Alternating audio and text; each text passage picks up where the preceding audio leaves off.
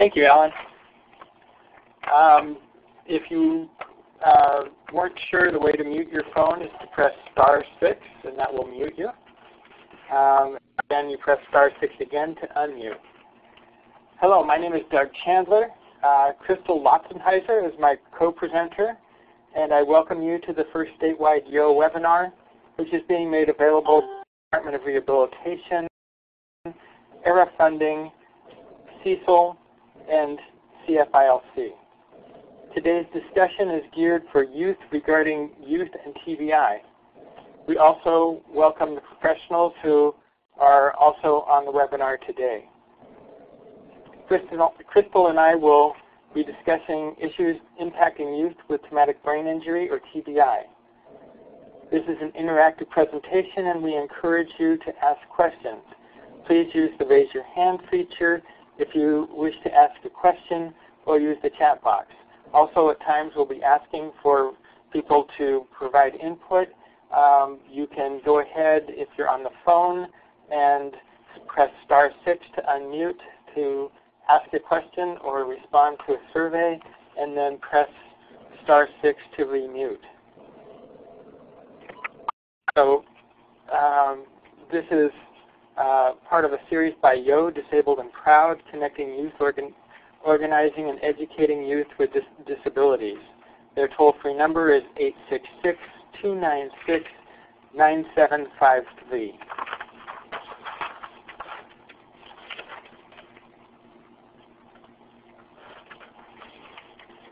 Okay, Alan, I forwarded there we go.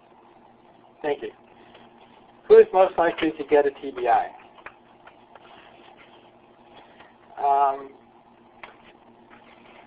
it. Are you forwarding? I did because you said. Okay. 2 of the 3 age categories most likely to get a TBI are children ages 0 to 4 and youth ages 15 to 24. We will talk later on why youth are at risk for having a traumatic brain injury.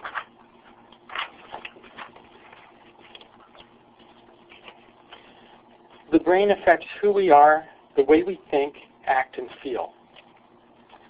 A traumatic brain injury can change everything about ourselves in a matter of seconds.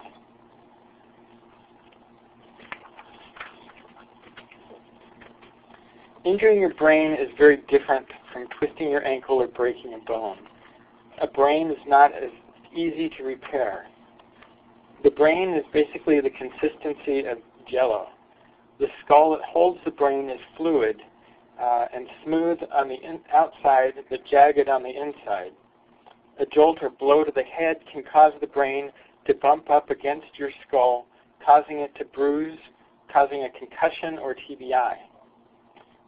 As with jello, if you cut the brain, you may not even be able to see where it was cut. The brain injury can be hard to diagnose because it doesn't always show up on a brain scan, but it still can affect a person's life.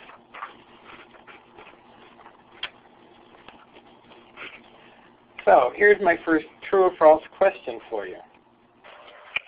TBI is more common than multiple sclerosis, spinal cord injury, HIV, AIDS, or breast cancer.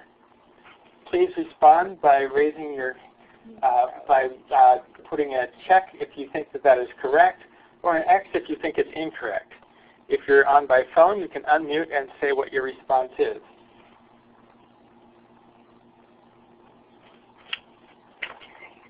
Well, I see some answers coming up. Go ahead, put a check or an X.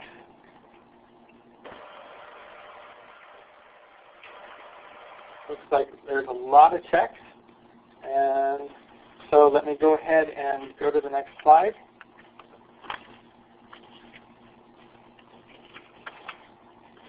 True. 1.7 million traumatic brain injuries occur every year in the United States. TBI is 6 times more prevalent than all those other disabilities that I mentioned combined. The latest figures from the Centers for Disease Control, or CDC, are 1.7 million people affected by a traumatic brain injury each year.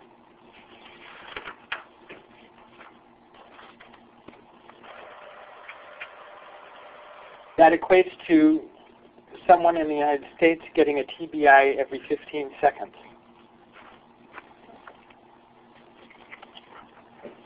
This is Crystal Loutzenhiser. So what exactly is a TBI? So just to be clear, a traumatic brain injury or a TBI is an injury to the head from a blunt or penetrating object, and it causes someone to be dazed for a moment, so a concussion is considered a traumatic brain injury, or knocked out or coma also qualifies as a traumatic brain injury. And the severity of a TBI is measured by the concussion as well as by loss of memory of the event right before after the injury, and the symptoms of a TBI can be different for everyone.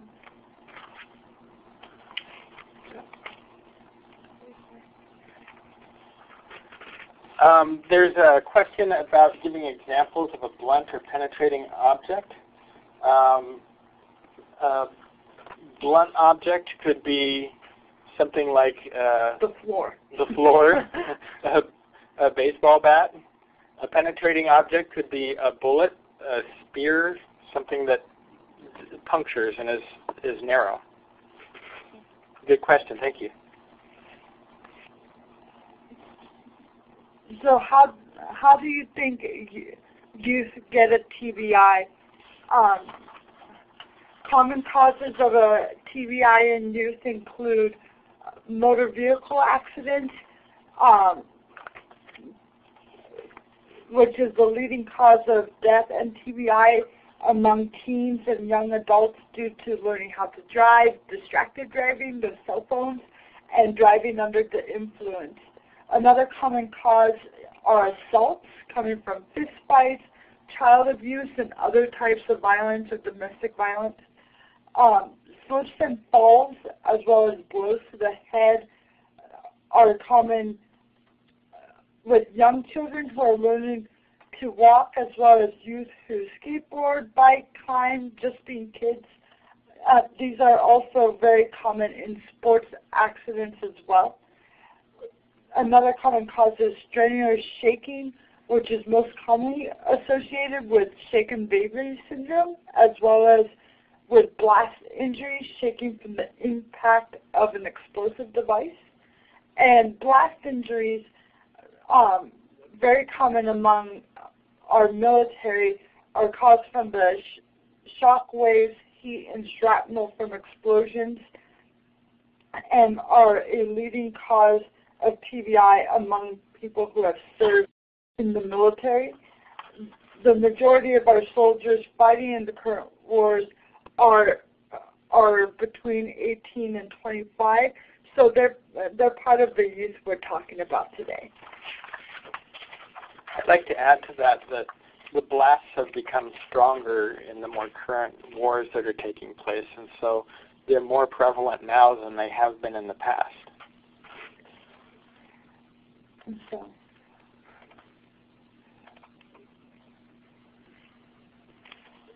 if someone has had one TBI, statistically they are 3 times more likely to get a second TBI. And this means that if an athlete or a soldier are sent back onto the field, there's a high risk that they will get another TBI. So it is important to identify TBIs early on to make sure that those risks are minimized. And after the second TBI, they are 8 times more likely to get a third. And the more TBIs someone has, the higher the likelihood that there will be more permanent effects.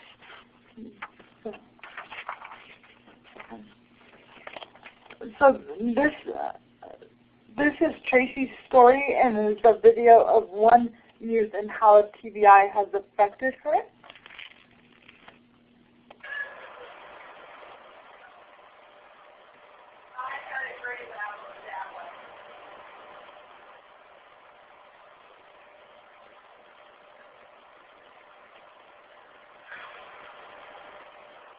Alan, can you bring this up? I was having trouble doing that. Yeah, hang on one moment.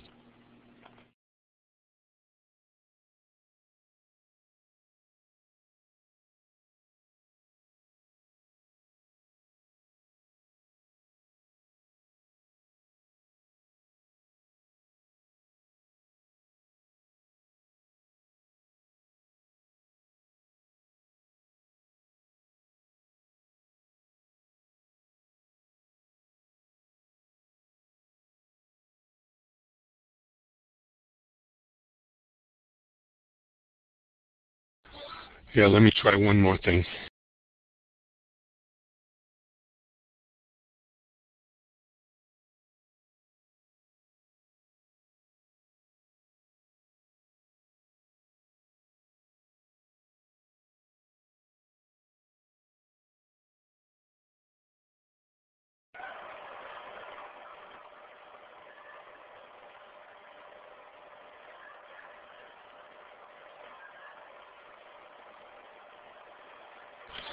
Doug, I can't copy the URL in. I have it up in another browser. Let me try one more thing that might work to show it to everybody. I'm not sure how this is going to work.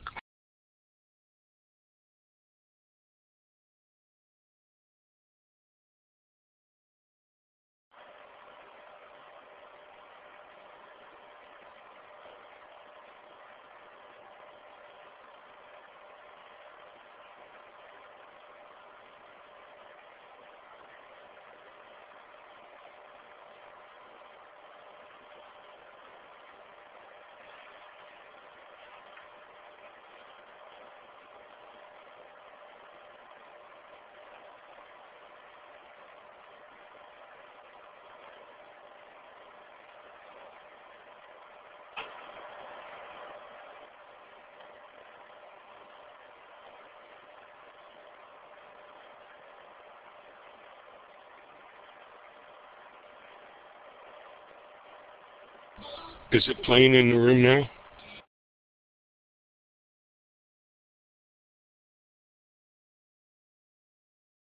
I'm seeing it on. I can't hear it, but I'm seeing it on the computer. But it's not right. But it's not right. It's having waves go through it. That's okay. I'll sum it up.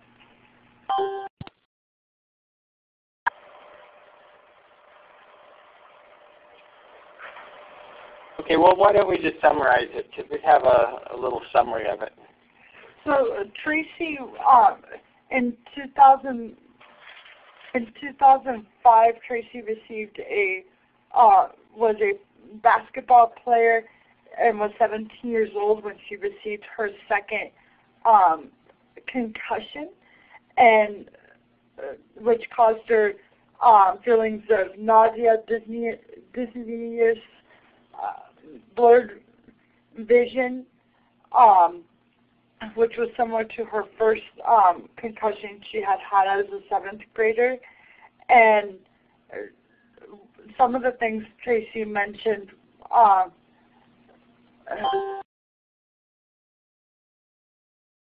that if she told her coach that she would be about her accident on the field, that she would not be allowed to play, so she continued to play hard, and after the game she passed out in the locker room. And it was when at the hospital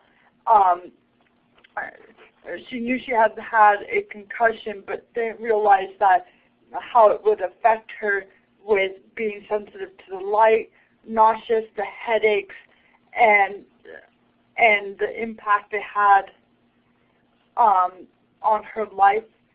And her biggest message that she wanted to make clear was, if you do have a concussion in a sport or in general, to make sure that you report it in order to make sure that instead of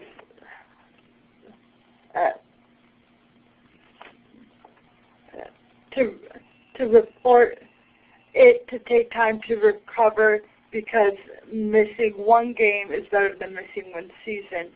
And so this was something she wanted us to understand about her story. Some other symptoms that can come from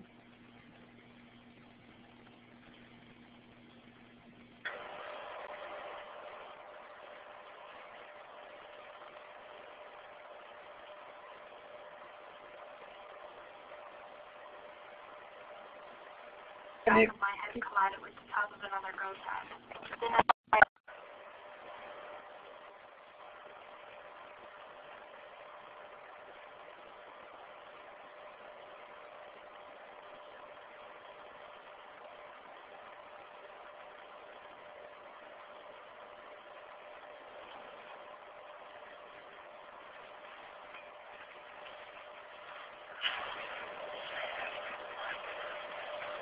I slept on the couch because of the light. We had to put dark sheets over the windows.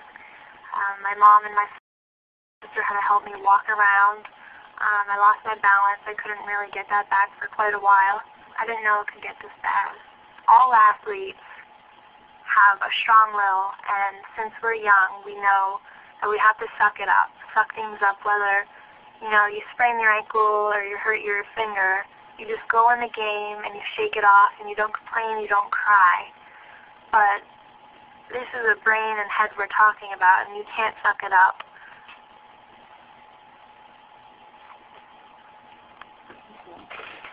Thank you for making that work, Alan.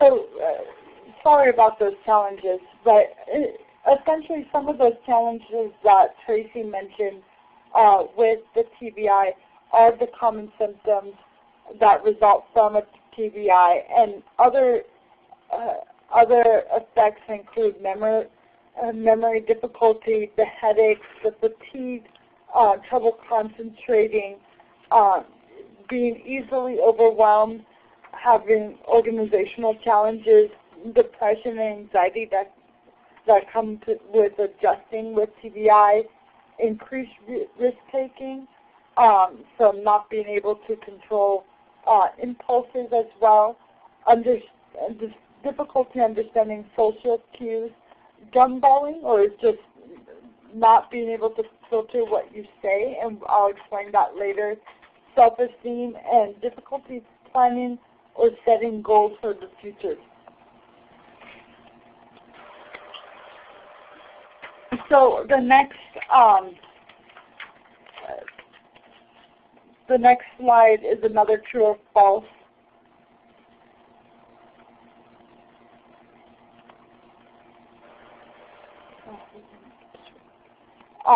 Which is true or false, TBI affects females more often than males.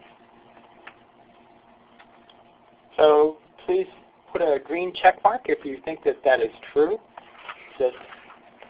And put a red X if you think it is false.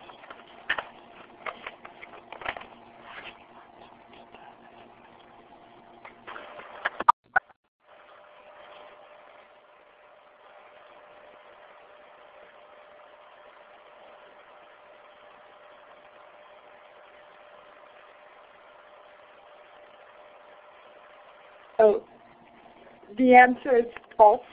Males are twice, or at least twice as likely to get a TBI than females, because they are more likely to do the high-risk behaviors, as well as be exposed to multiple chances to get a TBI. Thank you, Crystal. Now I'm going to talk about life with traumatic brain injury.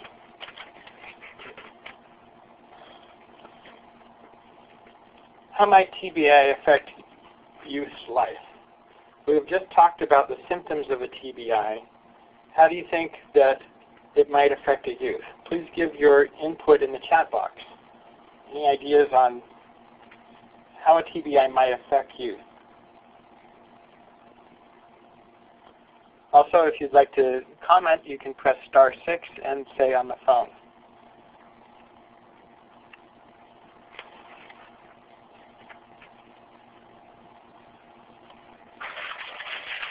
I have one person that said they think domestic violence would play a role. Social stigma. Affect them emotionally.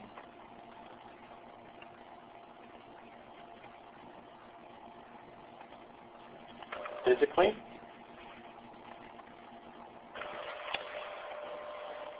Oh, okay. Dolores was talking about domestic abuse on the previous slide. Can completely change their lives altogether, socially, mentally, emotionally, and physically. And the other one that's up here is inappropriate behavior. And someone mentioned that they've also seen youth with TBI be very affectionate. Okay, well that's great. Thank you for all the responses. One more. Emotionally withdrawn, and I'd imagine you'd see more behavioral outbursts.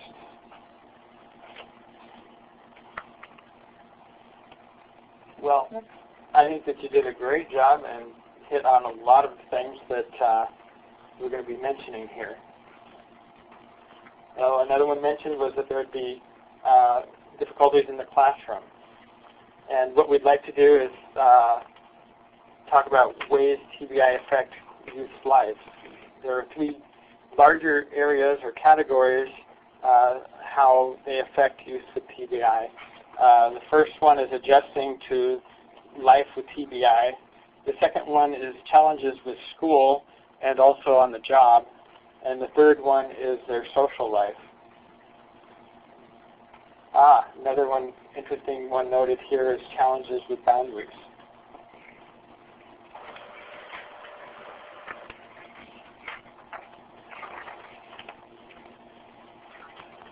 So I want to talk about adjusting to life with TBI. When you have a brain injury, there's a feeling of loss similar to grieving other types of loss. This can include denial, I'm really okay. Depression, I can't do anything. Anxiety, will my friends still talk to me? Anger, I don't want to keep trying. I want my life back. Resentment, if my friend hadn't been drinking, this never would have happened. Loneliness and withdrawal, my friends aren't treating me the way they used to. I don't think they want me around anymore. Healing. There's a couple types of healing. First of all, there's the actual physical healing. The brain is continuously rewiring itself, so there is some improvement, particularly in the first few months.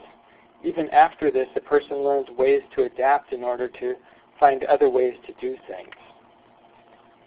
Some things that help are the following. Learning new life strategies. We will talk about this on the next few slides. Acceptance of TBI. Life is different, but there are new ways I can get things done. Change paradigm from fastest to most resilient. I can take what life throws at me and still do things in my own way. Setting new goals. Make long-term goals and work towards them most days. Usually people say every day, but to me it's most days because life gets in the way. Get connected to others. Some of your friends may have moved on, but others may be feeling awkward and not know how to approach you. Ways around this are to bring them in, but also you can volunteer, join clubs, or find other people with similar experiences. At the bottom here we have a picture of Dick Clark, who presented rock and roll bands to the public on American Bandstand for many years. And he is someone who had a traumatic brain injury.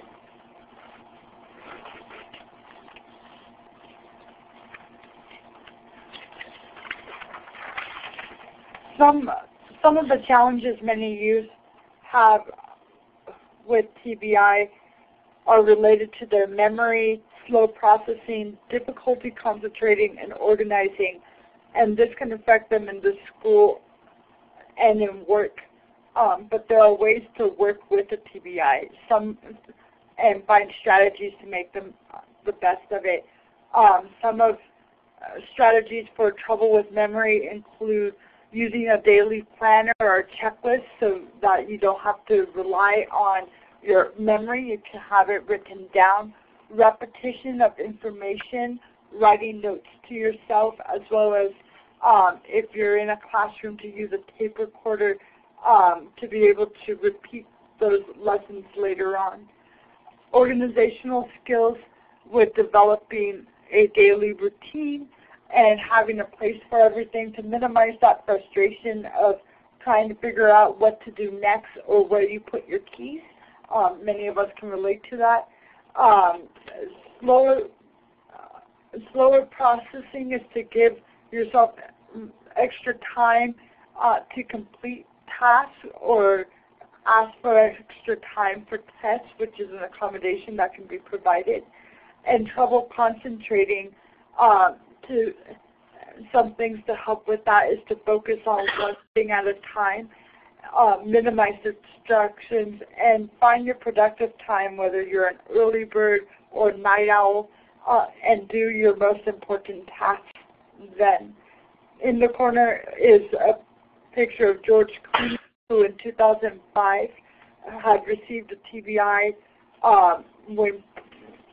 when on set for one of his movies, and he received lots of headaches and such, and has had to do things to be able to with his TBI, but has gone on to still act. And TBI also tends to affect people's social life and relationships. Youth with TBI tend to get easily overwhelmed. This can cause what is known as a catastrophic reaction, partly because the reaction can't completely be controlled.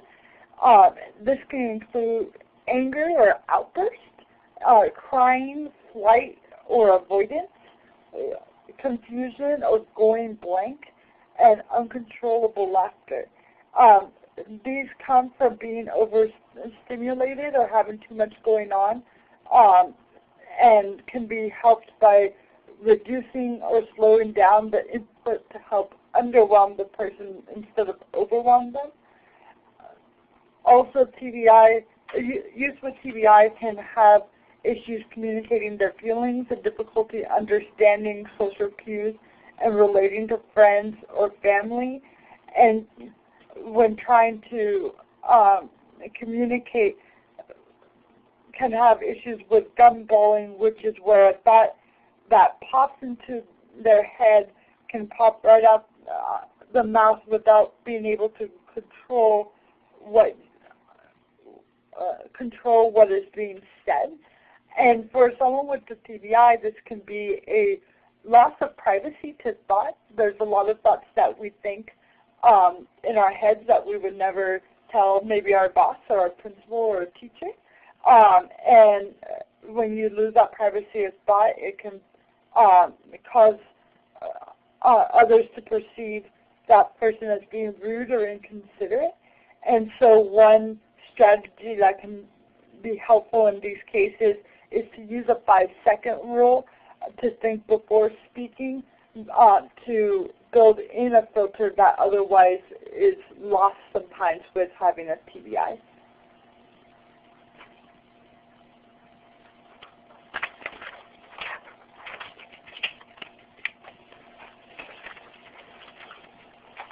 So, what I wanted to talk about finally is some ways of taking action. Tell me what you think might be some ways that a person could take action about TBI. Whether you're a youth or a service provider, tell us some of the things that youth might do to be involved and become socially more able to address concerns of people with traumatic brain injury.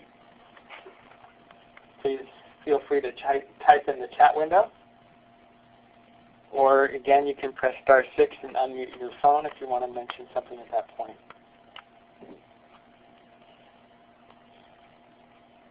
Vote.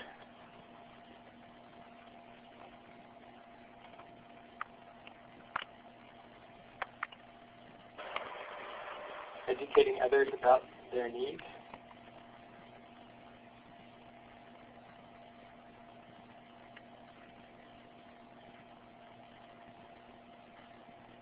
Take information and get the client in contact with resources that will help his or her participate her particular issues. Empowering people with TBI to speak out about their experiences.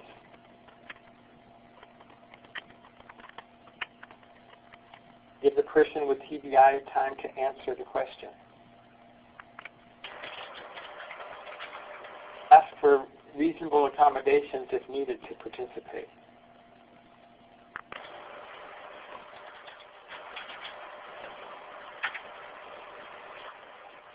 They're all excellent suggestions, and I'd like to go ahead and address them. Vote is a wonderful way to get involved.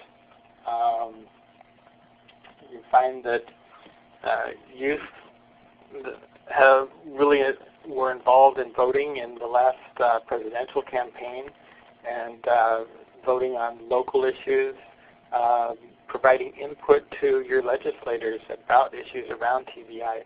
Most years there's a couple bills, 2 to 4 bills at least, that are presented in the state legislature regarding brain injury, and weighing in on this is one way of letting them know how you feel and how you think about it, whether it's things regarding prevention or ways of providing assistance for people with TBI. Taking political action and voting are part of one great way of really being involved. Educating others about their needs. I think that that's really critical, because when you talk to other people about what you need, you're doing 2 things. One is you're empowering yourself by putting your voice out there and letting them know what you think, and you're empowering others by letting them in on what's going on in your life, and also by making it so that they then have an opportunity to be involved as well. Finding resources. There are a number of resources online, different agencies, through the network of TBI service sites called Tabisca, that provide a lot of resources that are available to help people with TBI. Empowering people with TBI and patience. I like that somebody mentioned patience, because that is indeed one of the most critical things, is to go at the speed of the person with the TBI. Don't allow yourself to get overwhelmed and think that you have to follow a certain timeline. What you get done, you get done, and being patient allows the person to really fully express themselves and develop themselves. So, a couple of things that we mentioned here is what can be done personally can also include wearing a helmet to make sure that you stay safe, driving safely, knowing the symptoms of TBI and noticing if someone is acting differently than they used to. Usually, as we said, TBIs go undiagnosed, so it may be that being a friend to somebody who has had a head injury, if you saw them in a sporting event where they hit their head or where they fell on the bike or off their bike, being a good friend is letting them have some feedback and know, because when somebody gets a head injury, the first couple hours can be critical. There can be pressure on the brain, and if you go to a hospital immediately, the chances of somebody having a better recovery increase exponentially. How can you increase awareness? One way is to talk to friends, families, teachers, and coaches about TBI. There's been a lot of work with coaches becoming more informed about traumatic brain injury, and that's something that we can work on to keep making sure that that continues. Coaches kind of are fighting in two different directions. They want their students to be safe. They also want to win the game. But as the video clip showed, winning the game is a small piece of life, where a brain injury can be something that affects you for the rest of your life. So it's important to make sure that the priorities are straight and that safety is balanced with friendly competition. Another possibility is writing an article in the local newspaper or school newspaper. These are ideas that we had thought of for this. I wanted to mention also on our slide here, well, first of all, let's show a quick video clip. Alan, can you bring up the other video clip that we have?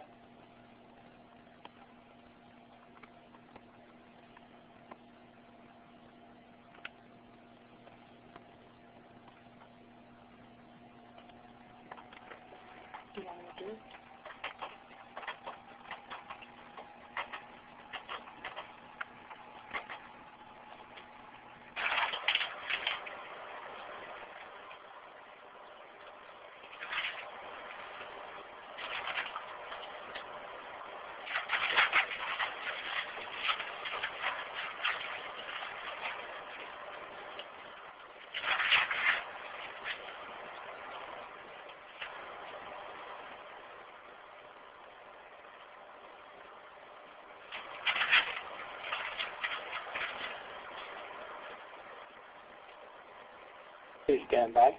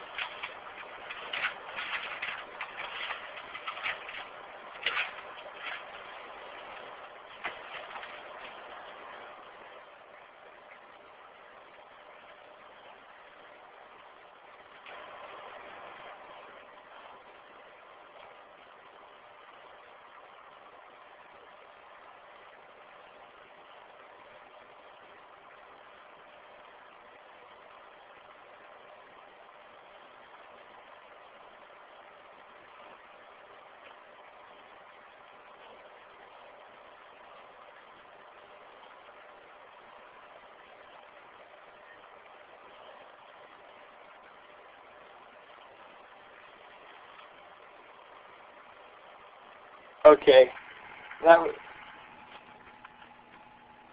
was a bit of a humorous aspect of TBI, but it kind of brings to point the idea that bullying can be involved in TBI as well. Bullying is a part of what happens to kids, and a lot of times it's actually not the bully but the victim that ends up getting hurt. But that having been said, safety is really important, and it's easy to bow to social pressure and to think that, you know, it's not cool to wear a helmet, it's not okay to take care of yourself, but in the long run, it's the person who takes care of themselves that has a better chance in life to not have to undergo having a brain injury. Safety is the main concern and something that needs to be taken into consideration. I'd like to also mention, finally, the picture here that's on the screen of Abraham Lincoln. Abraham Lincoln was kicked in the head by a mule when he was younger. People with traumatic brain injury can be leaders and make great accomplishments. So I'd like to open it up for any questions that anybody might have at this time.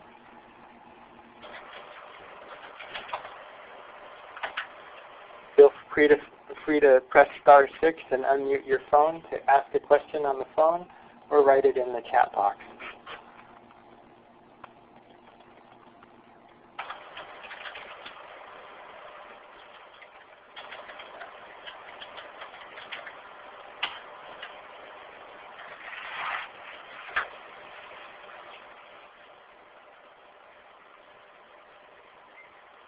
Tina, you asked a good question. What type of outreach strategies can we use to get youth with TBI involved in YO? Well, I would say two things.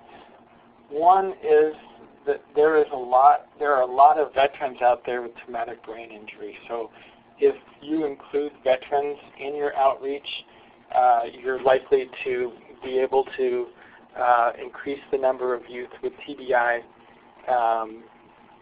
that are part of YO. We had our TBI advisory committee for veterans come up to Sacramento, and they expressed their opinions, and the Disabled American Veterans are a very strong force in California, and they talk to each other all the time. So if you reach out to Disabled American Veterans, I think that might be one good way to pull youth into the conversation and make them part of YO. This was for Disability Capital Action Day that I'm talking about.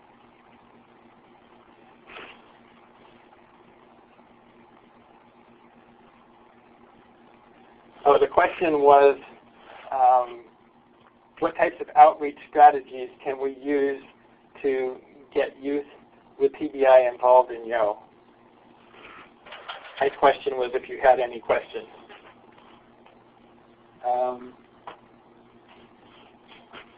Okay, Alan Bard says there's always making headway too. That's one of the 7 TBI service sites. Do you want to talk about that at all, Alan?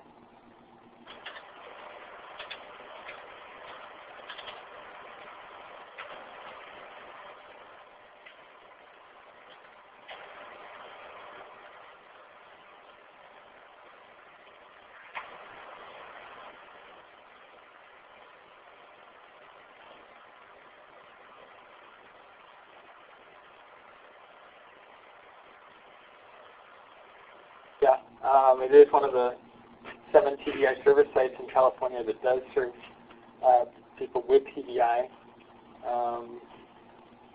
Tedisca.org has a listing of the 7 TBI service sites throughout California, and they are distributed throughout California.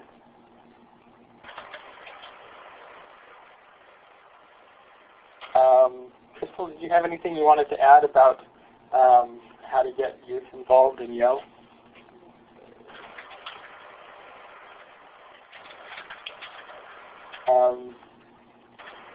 Another way of possibly getting youth involved would be to reach out through athletic programs within the schools and let them know about the fact that YO is an organization that helps people with traumatic brain injury. I think that would possibly serve 2 purposes. One, increase awareness of TBI, but also the coaches are often the ones that know who's had a brain injury. They may experience this or see this in a number of ways, as well as the other school teachers, not just the coaches, but school teachers in general know the abilities and the challenges being faced by the students in their classrooms, so that might be one way of doing outreach.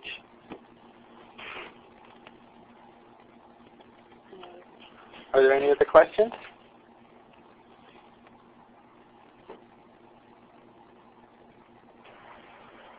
Well, I don't see any, so I wanted to thank everybody for being involved in today's webinar.